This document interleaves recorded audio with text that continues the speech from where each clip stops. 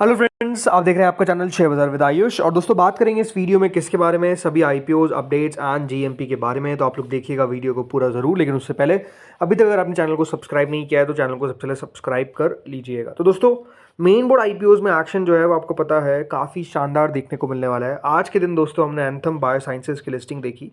Listing अपने आप में काफ़ी दमदार देखने को मिली। 26% पे एंथम बायोसाइंसेज लिस्ट हुआ। लेकिन अब एंथम के बाद दोस्तों इंडिक्यूब स्पेसेस और जीएनजी इलेक्ट्रॉनिक्स से याद रखिएगा आपको आईपीओस की आने की शुरुआत देखने को मिलेगी। और उसके बाद भी अगर आप देखेंगे लाइनअप काफ़ी बड़ा सारा है, तो अपने आप में एक्शन तो डेफिनेटली अच्छा खासा बनता हुआ नजर आएगा। इसमें हम आगे बात करेंगे, लेकिन दोस्तों पहले कुछ अपडेट्स आते हुए देखने को मिल रहे हैं उसके बारे में चर्चा करते हैं। देन हम बात करेंगे जो अपकमिंग मेन बोर्ड आईपीओस जो भी एक्शन में रहेंगे उन सब के बारे में।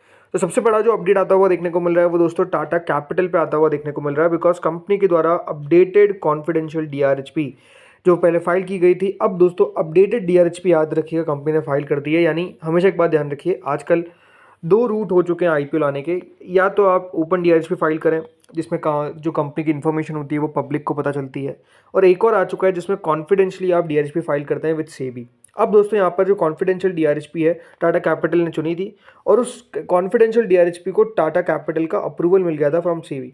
और अब दोस्तों खबर निकल कर आ रही है कि अपडेटेड डीआरएचपी, राइट, मतलब एक बार अप्रूवल मिलने के बाद आपको अपडेटेड डीआरएचपी फाइल करनी पड़ती है। इसमें आप सारी इन्फॉर्मेशन जो है वो पब्लिक के साथ शेयर करते हैं। तो ये दोस्तों फाइल कर दी गई है टाटा कैपिटल के द्वारा फॉर द आईपीओ। और इसके कारण हुआ क्या, जो टाटा इन्वेस्टमेंट का स्टॉक था वो 5% तक बढ़ता हुआ देखने को मिल गया। अब दोस्तों खबर ये आ रही है कि कंपनी ने जो अपडेटेड डीआरएचपी है वो फाइल करी है, और इसके कारण जैसे मैंने बताया जो स्टॉक है वो उसमें भी आपको बड़ी तेजी देखने को मिल रही है टाटा इन्वेस्टमेंट के। अब देखिए यहाँ पर खबर क्या है, खबर दोस्तों यही है कि जो अपडेटेड डीआरएचपी है उसमें कंपनी करीबन 23 करोड़ शेयर्स ऑफलोड करती हुई नजर आएगी, जो टाटा सन्स के द्वारा ऑफलोड किया जाएगा। इसके अलावा जो इंटरनेशनल फाइनेंस कॉर्पोरेशन है आईएफसी, ये दोस्तों अपने करीबन 3.58 करोड़ शेयर्स ऑफलोड करेगा। यानी मोटा मोटी 26.58 करोड़ शेयर्स आपको ओएफएस के तहत ऑफलोड किए जाएंगे। प्लस 21 करोड़ शेयर्स दोस्तों यहाँ पर किए जा सकते हैं ऑफलोड एडिशनली इन अ फ्रेश इशू। मतलब इससे कंपनी पैसा जुटा सकती है। मतलब आप समझिए कि काफ़ी बड़ा आईपीओ आपको टाटा कैपिटल का देखने को मिलेगा। अब ये बात ध्यान रखिए कब तक आईपीओ आ सकता है। टाटा कैपिटल का आईपीओ दोस्तों किसी भी लिहाज से सितंबर से पहले आना चाहिए। बिकॉज सितंबर में याद रखिएगा जो आरबीआई का मैंडेट था कि अगर कोई अपर लेयर एनबीएफसी उनको लिस्ट होना पड़ेगा बिफोर सितंबर, तो वो दोस्तों अब याद रखिएगा डेडलाइन खत्म हो जाएगी आफ्टर सितंबर। तो अगर सितंबर से पहले कंपनी ने अपने आईपीओ के लिए फाइल नहीं किया, then company will not be able to list, और वो आरबीआई के जो रूल्स है उसके खिलाफ हो जाएगा। तो ये मान के चलिए कि चांसेस बहुत ज़्यादा है कि अगस्त के अंदर आपको टाटा कैपिटल का आईपीओ आता हुआ दिख सकता है, या फिर सितंबर के अंदर। सितंबर के बाद नहीं आएगा, ये क्लियर है, उससे पहले ही आपको आता हुआ नजर आ जाएगा। इसके अलावा एक और इंटरेस्टिंग बात बताता हूँ। हाल ही में दोस्तों याद रखिएगा टाटा कैपिटल के द्वारा एक राइट इशू लाया गया था, और वो जो राइट इशू था जो अनलिस्टेड स्टॉक प्राइस था उससे 1/3 की प्राइस पे लेके आया गया। मतलब जो राइट इशू था वो इतना सही वैल्यू पे लेकर आया गया। अगर ऐसा हो जाता है तो अपने आप में आप समझिए ये अपने आप में बहुत ही दमदार आईपीओ निकल जाएगा। 4 जुलाई को दोस्तों राइट इशू लाया गया था जो करीबन 343 रुपीज़ पर शेयर पे याद रखिएगा लाया गया था, और उस समय जो अनलिस्टेड मार्केट में स्टॉक का प्राइस था वो 945 का था। तो आप समझिए कि जो वैल्यूएशन पे लाया गया वो अपने आप में कितना कम था। तो ये एक इंटरेस्टिंग चीज़ हो सकती है कि टाटा कैपिटल वैल्यूएशन का रखता है अपना आईपीओ की, क्योंकि टाटा ग्रुप अगर आप देखेंगे आईपीओ जो भी आते हैं पब्लिक डेफिनेटली उसको बहुत ज़्यादा चीयर करती है, एंड आईपीओ पैसा भी बनाते हैं। लास्ट हमने आईपीओ देखा था टाटा टेक का। अब देखना दिलचस्प होगा कि टाटा कैपिटल भी क्या उस तरीके से दमदार पैसा बनाता है या फिर नहीं बनाता है, वो देखने वाली बात इंटरेस्टिंगली रहेगी। बट नो डाउट इस आईपीओ का वेट अब सब लोग कर रहे हैं। अब बात है दोस्तों अगले आईपीओ पे जिनके द्वारा फाइल किया गया है आईपीओ के लिए, मतलब फाइल किया सकता है बहुत जल्दी। और एनएसडीएल पे एक बार हम चर्चा कर लेते हैं। तो एनएसडीएल दोस्तों यहाँ पर आप कह सकते हैं कि बहुत ही जल्द अब अपना आईपीओ लेकर आ रहा है, जैसे आपको बताया अकॉर्डिंग टू व्हाट सोर्सेज से कि देखिए कंपनी अपना आईपीओ 24 से 28 के बीच में लेकर आ सकती है। इसके लिए दोस्तों एनएसडीएल ने क्या किया है, जो इनके अनलिस्टेड शेयर्स थे उसको याद रखिएगा अब यहाँ पर फ्रीज करना शुरू कर दिया है।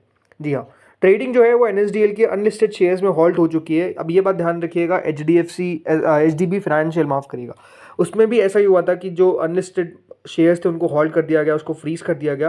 इसका मतलब ये है कि वहाँ पर अब ऑफ मार्केट ट्रांजेक्शन नहीं हो सकते, और जिनके पास शेयर रह गए वो अगले 6 महीने तक भी बेच नहीं सकते बिकॉज लॉक इन रहता है। तो चांसेस बहुत ज़्यादा दोस्तों पक्के हैं कि बहुत ही जल्द हमको एनएसडीएल की तरफ से सुनते हुए नजर आएंगे कि कंपनी की द्वारा आरएचपी फाइल कर दी गई है। हो सकता है कि आज के दिन ही आरएचपी जो है वो फाइल कर दी जाए किनके द्वारा, एनएसडीएल के द्वारा। तो डेफिनेटली इसका वेट सब लोग कर रहे हैं, इन्फॉर्मेशन बहुत जल्द हम सुनेंगे। इसके अलावा एक और कंपनी दोस्तों जो जल्द अपना यहाँ पे जैसे बताया अपना आईपीओ फाइल कर सकती है, डीआरएच फाइल कर सकती है अगले 3 हफ्तों में, नाम है कैपिटल फ्रेश। दोस्तों एक B2B sea food market place अपने पेपर्स के लिए बहुत जल्द फाइल कर सकती है और ये जो आईपीओ है ये आपको बहुत जल्द आता हुआ देखने को मिलेगा। एडिशनली कंपनी एक प्री आईपीओ रन करने में सोच रही है और जो यहाँ पे खबर है वो ये है कि कंपनी के जो इन्वेस्टर्स है वो 50 to 75 मिलियन डॉलर का एक प्री आईपीओ राउंड कर सकते हैं।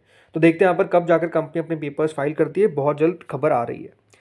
अगली दोस्तों खबर पे आते हैं। अगली खबर है इंडिया के एक और कंपनी वुडन स्ट्रीट के ऊपर, बिकॉज इनका रेवेन्यू जो है वो क्वाड ट्रिपल हो चुका है। मतलब आप समझिए शानदार तरीके से एक ग्रोथ देखने को मिली है, क्वाड मीन्स 4, तो इतना दोस्तों बढ़ता हुआ देखने को मिल रहा है।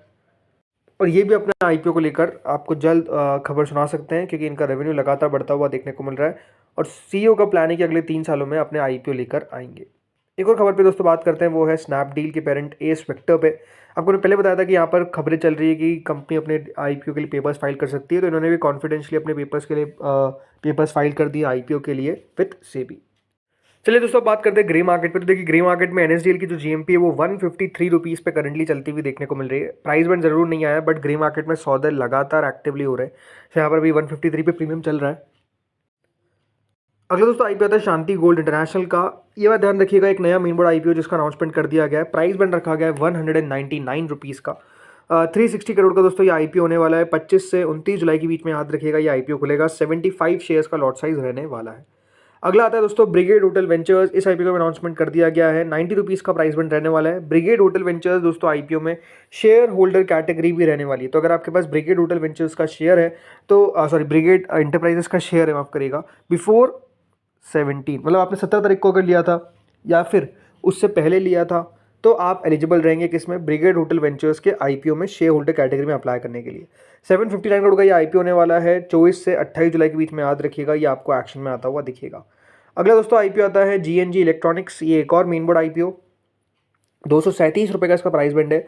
इंटरेस्टिंगली दोस्तों प्रीमियम करीबन 77 रुपीज़ तक पहुंचता हुआ देखने को मिल रहा है, विच इज़ 32.49%, मतलब अपने आप में शानदार है। सवाल ये कि इतना प्रीमियम टिक पाएगा कि नहीं टिक पाएगा। 460 करोड़ का दोस्तों ये आईपीओ होने वाला है। 23 से 25 जुलाई के बीच में याद रखिएगा ये आईपीओ की ओपनिंग है। कल कंपनी की एंकर बुक निकल कर आएगी, तो देखते हैं एंकर बुक किस प्रकार की रहती है।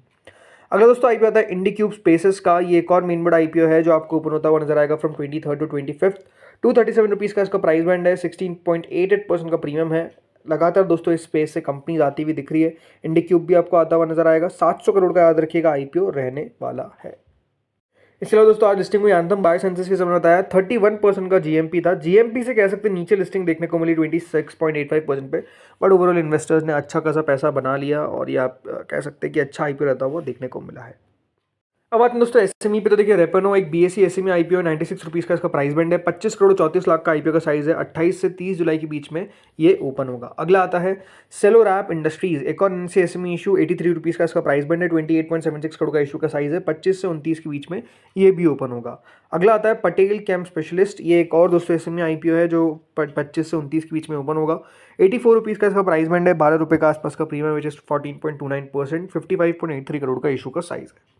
नेक्स्ट आता है टीएससी इंडिया, एक एनएससी एसएमई आईपीओ 70 रुपीज़ का इसका प्राइस बैंड है। 24.58 करोड़ का याद रखिएगा इशू का साइज है। 23 से 25 के बीच में याद रखिएगा, ये भी आपको एक्शन में आता हुआ दिखेगा। देन अगला आता है मोनार्क सर्वेयर्स। ये एक एनएससी बीएससी एसएमई आईपीओ है जो ओपन होगा फ्रॉम टुमारो, दैट इज 22 24।